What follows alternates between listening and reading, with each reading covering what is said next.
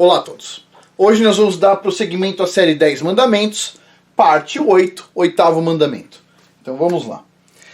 E o oitavo mandamento todo mundo conhece, muito popular, que é este aqui, ó. Êxodo, capítulo 20, versículo 15. Não furtarás ou não roubarás, certo? Pois bem. E parece uma coisa muito simples, ó, simplesmente não roubar. Só que tem algumas coisas a mais aí. É mais profundo também. O oitavo mandamento ele existe para proteger o direito à propriedade privada, para que possamos respeitar o que os nossos vizinhos possuem e, em verdade, nos ensina a ficarmos satisfeitos com a nossa porção na vida. A gente recebe algo do Criador, a gente recebe a nossa vida, a gente recebe algo e a gente tem que ficar satisfeito, certo? Ou a gente trabalha para ter um pouco a mais, etc, tal, mas sempre contando que o Criador vai dar para a gente o suficiente, o que a gente precisa, certo? Bom, o roubo geralmente nasce da necessidade, como por exemplo, ter pouca comida, ou também por ganância e inveja. Quando as pessoas não estão satisfeitas com o que foi dado para elas na vida e não têm meios de adquirir mais, isso geralmente as faz tentar adquirir o que não é delas, certo? Então isso é um problema. Bom, há muitas formas de roubo. E algumas mais óbvias do que outras, certo? Roubar uma carteira é uma coisa óbvia que você não deve fazer, mas tem algumas mais óbvias do que outras. Roubo não está restrito a alguém olhando pela janela do outro à noite, ou roubando as coisas da casa. Pode também ser visto como um empregador que segura o salário dos empregados mesmo tendo dinheiro lá na conta. Por exemplo, tem muitos empregadores, eu conheço muitos, que o cara vai lá e fala o seguinte: eu deixo para pagar o funcionário um pouquinho depois porque eu quero ganhar o lucro do banco na data XPTO, né? E muitos, não é só o empregador. Por exemplo, uma pessoa não paga o fornecedor na data certa, por quê? Porque está querendo segurar o dinheiro para ganhar dinheiro de usura, de lucro, etc. tal, e por causa disso ele acaba também o outro atrasando e assim vai, gera uma cadeia de problemas, certo? Então olha só isso aqui. Deuteronômio, capítulo 24, versículo 14 a 15. Não oprimirás o trabalhador pobre e necessitado, seja ele de teus irmãos ou seja dos estrangeiros que estão na tua terra e dentro das tuas portas. No mesmo dia lhe pagarás o seu salário, e isso antes que o sol se ponha, porquanto é pobre e está contando com isso, para que não clame contra ti a Yahweh e não haja em ti pecado. Então assim, sempre, hoje em dia é diferente, né? Antigamente era diária. O cara trabalha, você paga diária. O cara trabalha, você paga diária. Hoje, se você for tentar fazer isso aqui, você vai ser preso, basicamente, porque o código trabalhista é diferente, você paga mensalmente. O problema é, muitos empresários, eles acabam atrasando, por exemplo, o pagamento dos salários para ter lucro. Outros atrasam simplesmente porque não tem dinheiro. Como é que é isso? O cara que deveria pagar ele, não paga. E quando o cara não paga, o outro não paga, e assim vai, gera uma cadeia. O problema principal está lá em cima, no topo. O cara que não está pagando as pessoas lá no topo sempre, certo? Quando há uma retenção de salário para simplesmente ganhar um lucro, para atrasar o salário, etc., com certeza isso é um roubo. Né? A não ser, por exemplo, a gente está num período de pandemia e etc. tal. Pandemia, essas coisas todas, o que acontece nesse caso aí? Muitos empresários simplesmente não têm como pagar. Acontece também. Isso é outro cenário. Tá? Não está retendo para ficar com dinheiro. A pessoa está retendo, sei lá, não está retendo na verdade. Não tem dinheiro. Acontece também. Mas tem pessoas que retêm para ficar com o dinheiro dos funcionários. Isso é um roubo, certo? Pois bem. Ou, então, o roubo pode ser visto como um comerciante que altera os preços rapidamente para que ele ou ela possa ganhar o máximo possível com o mesmo produto de clientes que pagam sem questionar o preço. Isto é equivalente ao que a Escritura diz como pesos e medidas desonestas, como está em Devarim, né, Deuteronômio, capítulo 25, versículos de 13 a 16. Olha só. Não terás na tua bolsa pesos diferentes, um grande e um pequeno, para pesar o produto. Não terá pesos diferentes. Não terás na tua casa duas medidas, uma grande e uma pequena. Terás peso inteiro e justo. Terás medida inteira e justa, para que se prolongue os teus dias na terra que Yahweh te dá. Porque é abominável ao Criador, o teu Elohim, todo aquele que faz tais coisas, todo aquele que pratica a injustiça. Uma segunda testemunha dessa questão de pesos e medidas pode ser vista no livro de Provérbios, onde foi nos dito em Michelet, Provérbios, capítulo 11, versículo 1. A balança enganosa é abominação para Yahweh, mas o peso justo é o seu prazer. Isso nos mostra que a economia na qual é constituída de vários mercados que lidam com comercialização de commodity, ações, produtos, moedas e outros itens, está corrompida de uma ponta a outra. Por que está corrompida a economia? Dá uma olhada nisso aqui, ó. A balança enganosa é abominação para Yahweh, mas o peso justo é o seu prazer, o peso justo, certo? A verdade é que todos esses produtos, commodities e companhia, flutuam de preço diariamente, inclusive energia elétrica, não é? Tem um horário de pico, tem um valor, outro valor no tal horário, etc, tal, e assim vai. Homens e mulheres corruptos controlam as balanças invisíveis que causam com que os preços dos itens subam e desçam a cada dia. Algumas pessoas vão falar o seguinte: pô, Afonso, mas isso não é injusto. Veja bem, o avião, se você comprar passagem perto do dia, sai mais caro. Se você for comprar com antecedência, sai mais barato. Tá certo? Você acha que tá certo? Então eu vou te fazer uma pergunta para você, para me dizer se você acha que tá certo ou não. O taxista vem te buscar na frente da sua casa. Ele fala assim para você: você tá com pressa? Ah, eu tô com pressa, tem uma reunião super importante, preciso ir agora. Ah, então o preço é maior, tá? Porque você tá com pressa. Se você tivesse me chamado com mais antecedência, eu cobrava menos. Você acharia justo? Não, não é justo. O cara vai fazer a mesma viagem, certo? Ele vai estar saindo daqui e vai até ali. É a mesma viagem.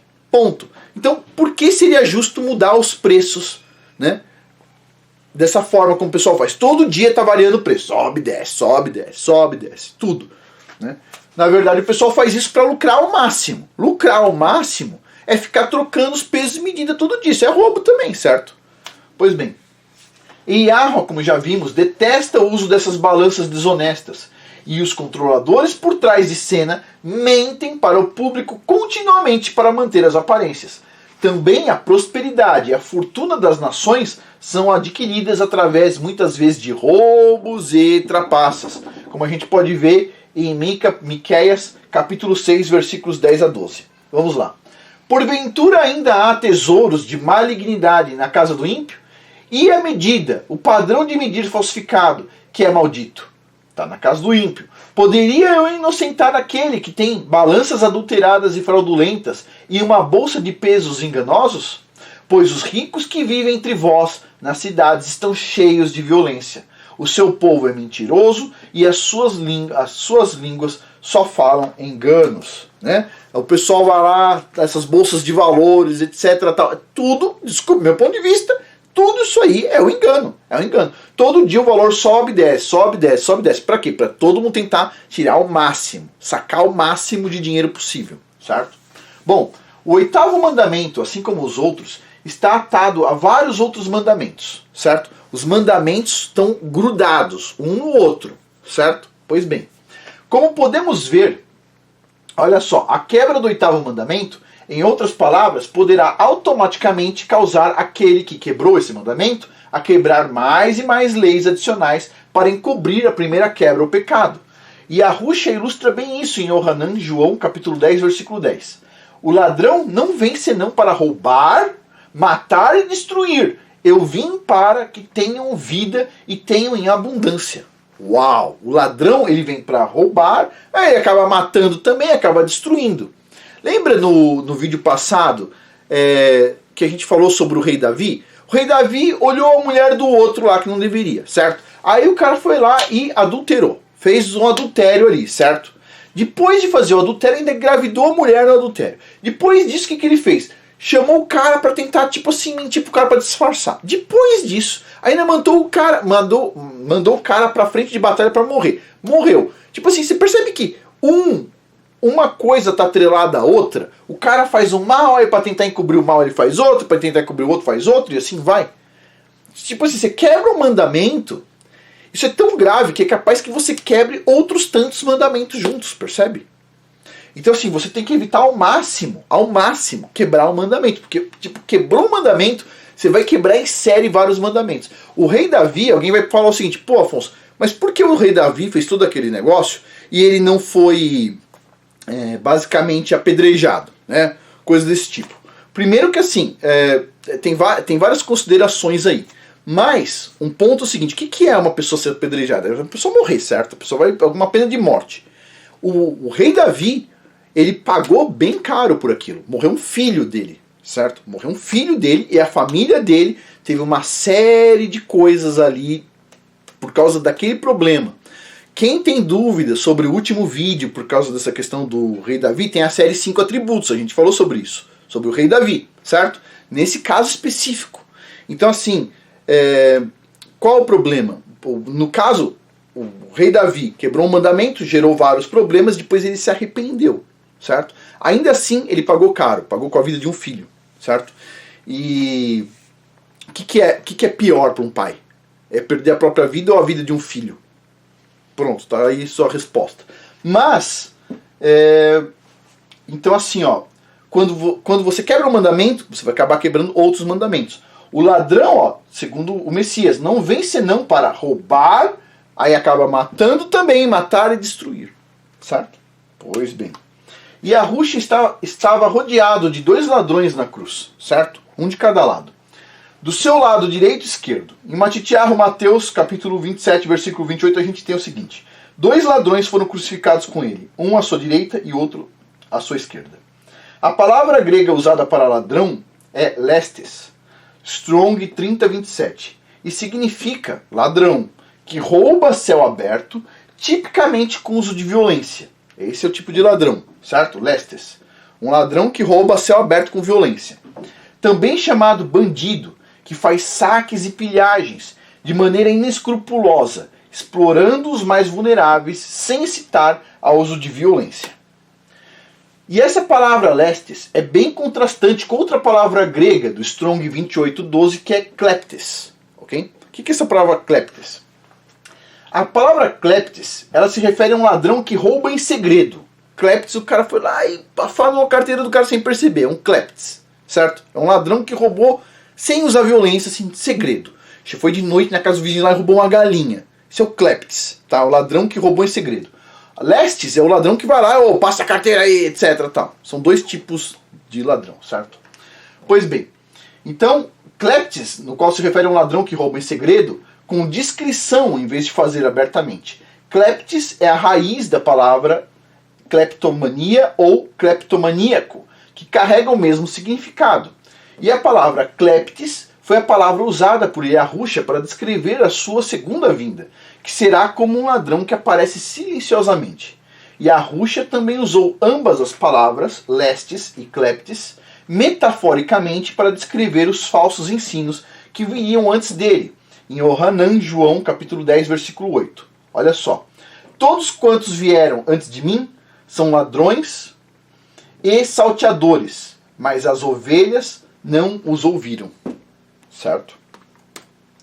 Olha só. Isso fala sobre aqueles que parecem ter boas intenções para as ovelhas do rebanho de Yahushua, mas o que querem realmente é tosquear o rebanho para o seu próprio ganho pessoal. Ladrões frequentemente escondem seus verdadeiros motivos, e um dos discípulos de Yahushua, Yahudá, Judas Iscariotes, Yahudá Iscariotes, Judas Iscariotes, foi um desses ladrões que pretendia ser algo que não era. Em Yohanan, João, capítulo 12, versículos de 1 a 6, tipo assim, essa passagem assim é... Nossa, olha só. Veio, pois, Yahushua 6 dias antes da Páscoa, a Betânia, onde estava Lázaro, a quem ele ressuscitara dentre os mortos. Ok? Tudo bem. Deram-lhe ali uma ceia. Marta servia e Lázaro era um dos que estavam à mesa com ele, com Yahushua. Então Maria, tomando uma libra de bálsamo de nardo puro, de grande preço, ungiu os pés de Yahushua. Uau! E os enxugou com seus próprios cabelos. E encheu-se a casa do cheiro do bálsamo.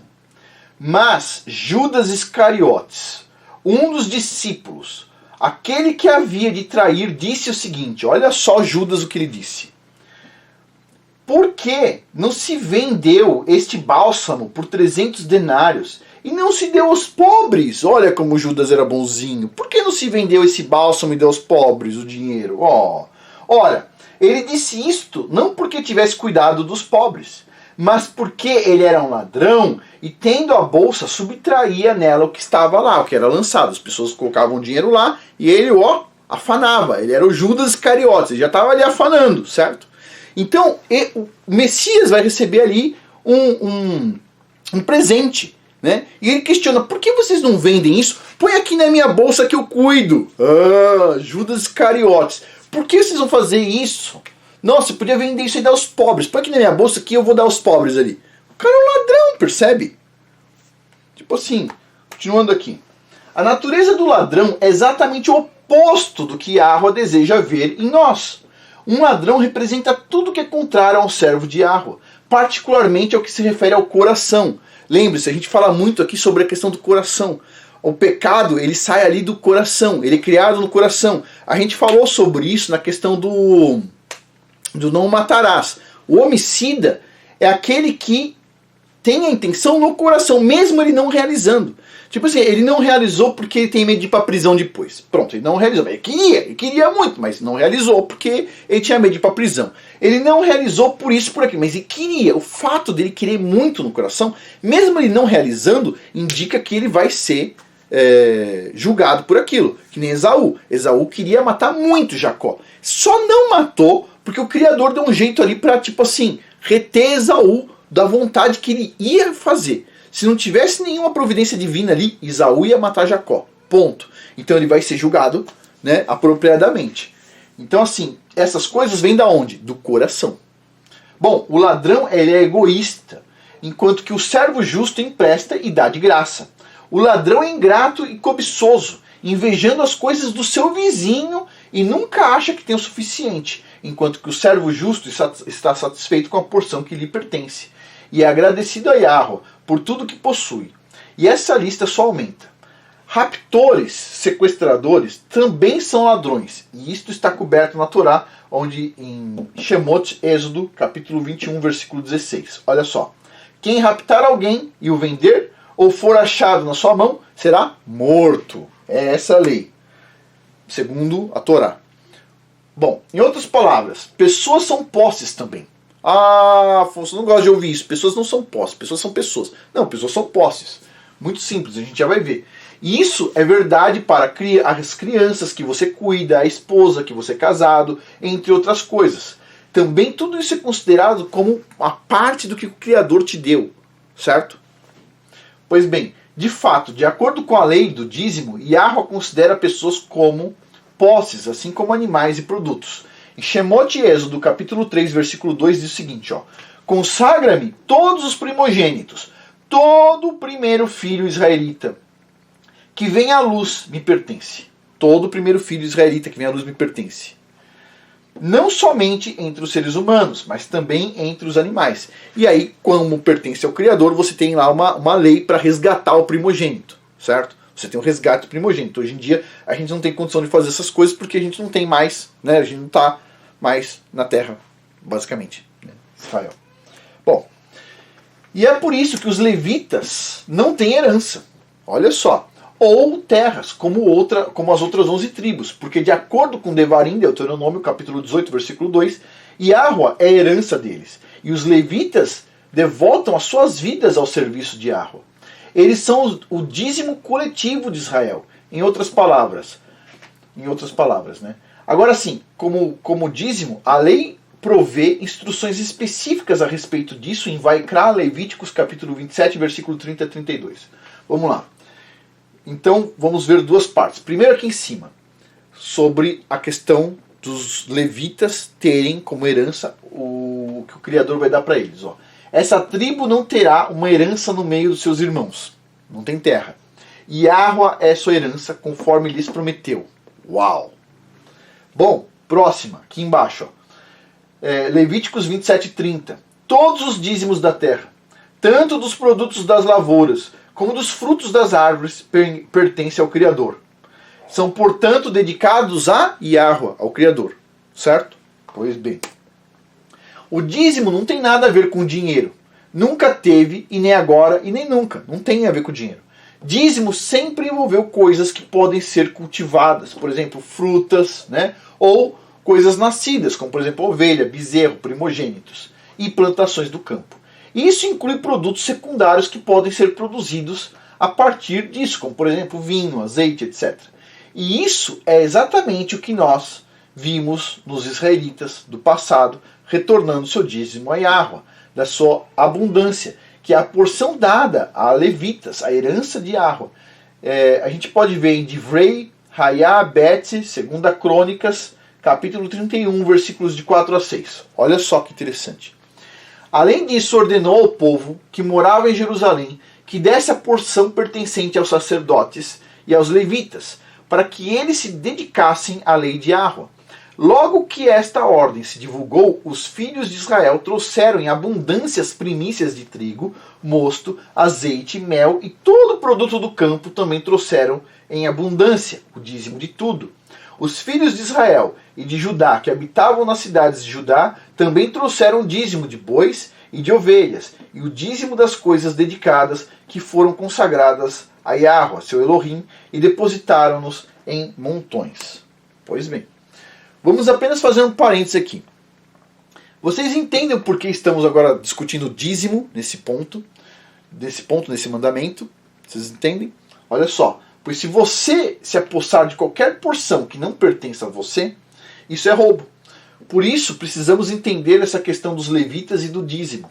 E isso ilustra que o melhor que a terra produz vai para o serviço de Yahweh. Tem um provérbio que fala sobre isso, em Mishlei Provérbios, capítulo 3, versículo 9. Honra Yahweh com os teus bens e com as primícias de toda a tua renda. Pois bem, só que, olha que interessante, no livro de Malaquias, temos que era exatamente o oposto a isso que a geração rebelde estava fazendo. Em Malaquias, capítulo 3, versículos 7 a 12. A gente está falando dos antepassados. Eles estavam fazendo alguma coisa bem errada. Olha só. Desde os dias de vossos pais, vós desviastes dos meus estatutos, e não os guardastes. Tornai vós para mim, e eu tornarei para vós, diz Yahweh dos exércitos. Mas vós dizeis, em que havemos de tornar? Roubará o homem a Yahweh? Todavia vós me roubais e dizeis, em que te roubamos? Nos dízimos e nas ofertas alçadas.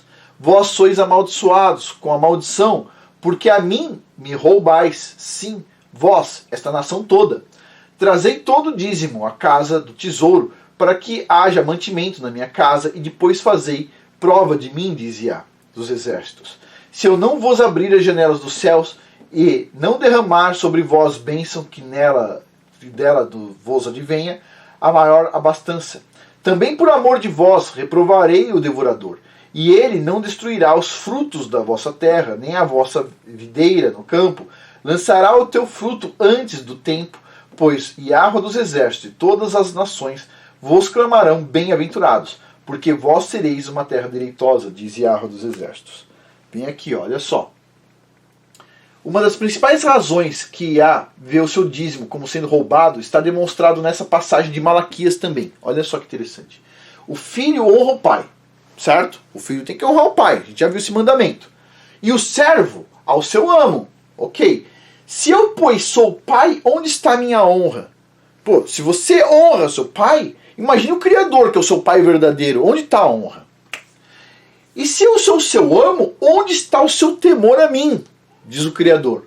Naquele período, diz Yahweh dos exércitos a vós, ó sacerdotes, que desprezai o meu nome. E vós dizeis, em que nós desprezamos o teu nome?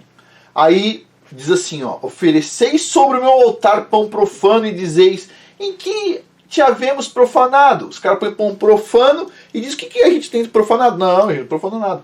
Nisto que pensais que a mesa de Yahweh é desprezível. Pois quando ofereceis em sacrifício um animal cego, isso não é mal?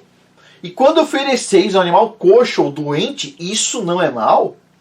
Ora, apresente-o a esse animal com defeito ao teu governador. Terá ele agrado de ti? Tipo assim, o pessoal tinha que dar primícia. A primícia era o animal, os animais, por exemplo, mais bonitos. Você vai entregar para o Criador, lá naquele momento, o animal mais bonito.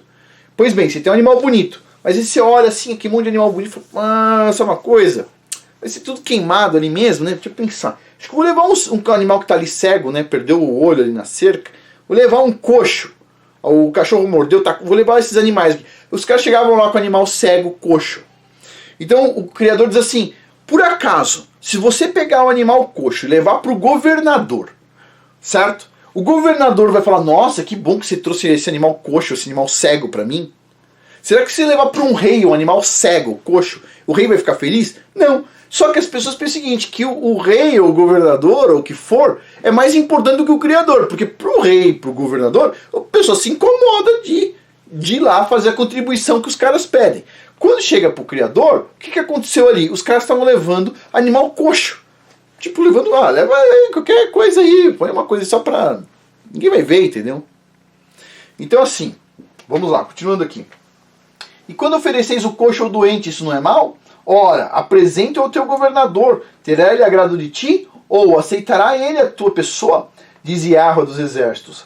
Agora, pois, suplicai a favor do Elohim para que se compadeça de vós, né? Com tal oferta da vossa mão, aceitará ele a vossa pessoa? Diz Yahweh dos exércitos. Uau! Então assim, a gente tem que sempre analisar as coisas tipo assim. Tudo bem, pessoal. Todo mundo entende assim, roubar a carteira do outro é errado. Ótimo, bom, é uma evolução. Roubar as coisas dos outros é errado, certo? Ótimo, boa evolução. Quando uma pessoa diz assim,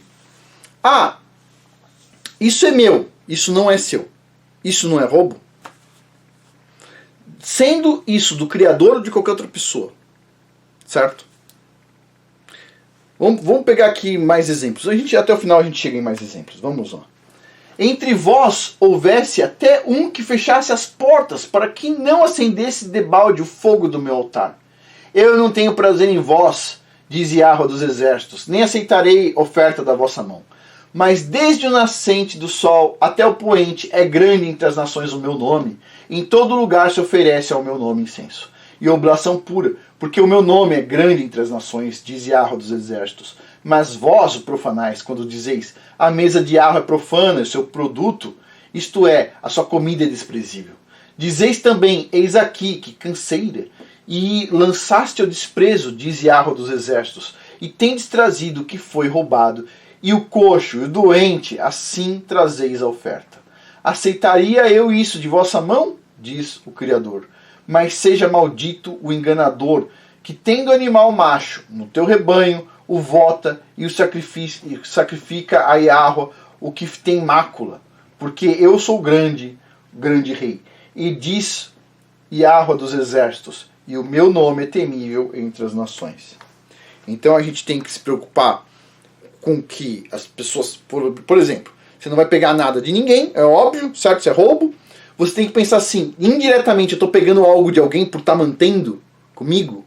A gente tem que pensar também nisso. Né? E o pior, será que a gente pode estar roubando algo do Criador, que é dele? É outra coisa pior ainda. Mas vamos lá. Isto é um grande exemplo do que está sendo feito hoje. As pessoas roubam coisas umas das outras. Os empregadores retêm o salário para ganhar mais dinheiro no banco. Uns se apossam da terra dos outros, e outros não têm nenhuma porção para produzir. E ainda nós não honramos Yahweh com o melhor de nossas primícias, que nós produzimos, como foi nos dito no livro de Provérbios, capítulo 3, versículo 9. Honra Yahweh com os teus bens e com as primícias de tua renda. E a gente vai entender isso já já. Calma aí. Afonso, vou sair aqui e vou começar a doar dinheiro. Calma. Espera um pouco. Vamos lá. Como muitos de nós não produzimos nos dias de hoje, a gente não tem nada nascendo da terra, ou nascendo, basicamente, nosso input, a nossa entrada, é medido de forma diferente, mas não em termos de dinheiro necessariamente. É medido em termos de habilidade e talento. Todos nós temos habilidades e talentos, certo? Por exemplo, se você é excelente em arte, por exemplo, cantar, escrever, pintar, fazer algo desse tipo, crochê, você pode ajudar alguém com isso, certo? Em nome do Criador. Você pode devolver algo, certo? Ou você pode ser um construtor, uma pessoa que pode, sei lá, dedicar um tempo para ajudar alguém a construir uma casa, não sei, uma ideia. Ou cozinheiro, né? Você pode dar de volta a Yahweh por prover livremente esses presentes e serviços para os outros em algum grau, sem esperar ter ganhos com isso. E finalmente a sua prece deve ser assim, como diz em Michelet Provérbios, capítulo 30, versículo 7 a 9. Duas coisas te peço, não mas negues antes de que morra. Alonga de mim, tira de mim a falsidade e a mentira. Não me des nem a pobreza nem a riqueza. Afasta de mim a falsidade e a mentira. Não me des nem pobreza nem riqueza. Dá-me o pão que me é necessário. Uau! Para que eu, de fato, não te negue e diga, quem é Yahweh? Ou empobrecendo, não venha furtar e profane também o seu nome. Então assim, a gente tem que sempre estar feliz com o que a gente recebe. Certo? Bom, um ponto aqui. Deixa eu ver, antes de terminar, um ponto. É o seguinte. As pessoas, elas gostam muito das coisas dos outros. Ok? Por exemplo, vamos supor, a pessoa falou o seguinte, já sei, tinha uma ideia. Vamos aumentar, por exemplo, imposto. Vamos tirar dinheiro dos outros e esse dinheiro agora a gente vai conseguir melhorar as coisas. Desculpa, pessoal, isso é roubo, ok? Isso é roubo. Por exemplo, uma coisa é você fazer uma contribuição, todo mundo faz uma contribuição porque quer algo melhor. A outra coisa é todo mundo ficar, eu quero isso, quero aquilo. Eu já ouvi uma vez alguém falando o seguinte, esses políticos roubam o nosso dinheiro. Como assim nosso dinheiro? Como assim nosso? O pessoal vai lá, põe imposto até eles chegam em tudo. Eles estão, de certa forma, roubando boa parte das coisas. De pobres, ricos, não importa. Se a gente fala que é nosso dinheiro, a gente está se colocando junto com os ladrões, percebe? Tipo assim, já foi. Não adianta. As pessoas falam o seguinte, se tiver mais dinheiro de imposto, a gente vai estar melhor. Pessoal, só uma observação. Por exemplo, educação. Todos os anos o crescimento da educação só cresceu nas últimas décadas, certo? Todos os anos só cresceu. Cresceu e hoje a educação está melhor do que 50 anos atrás? Mais dinheiro per capita para estudantes e a educação melhorou? Adianta por mais dinheiro ou por um infinito de dinheiro na educação? Você acha que vai ficar melhor ou vai ficar infinito pior? As pessoas elas pensam em umas coisas meio loucas. Finalizando aqui. A gente tem que tomar cuidado para não querer o que não é nosso. Ponto. Devemos estar felizes com a porção que nos foi dada na vida e precisamos respeitar os limites dos nossos próximos e não cobiçar a sua porção, pois o roubo é uma condição da onde? Do coração. Todos os problemas, a condição do coração. Lembre-se disso. Então a gente tem que evitar essa gana. Se eu tivesse eu faria melhor. Se eu não sei o que, faria melhor. O governo tem que cobrar imposto mais. Ou a pessoa vai lá que recebe bem sua vida inteira e não retribui nada de volta. Não dá nada em nome do Criador. Quer ter vergonha de falar o nome do Criador? Muitas pessoas têm vergonha. Essa é a verdade. Então, tipo assim, já pensou? É difícil. Mas é isso, pessoal. Por hoje é isso. Muito obrigado a todos. Até mais.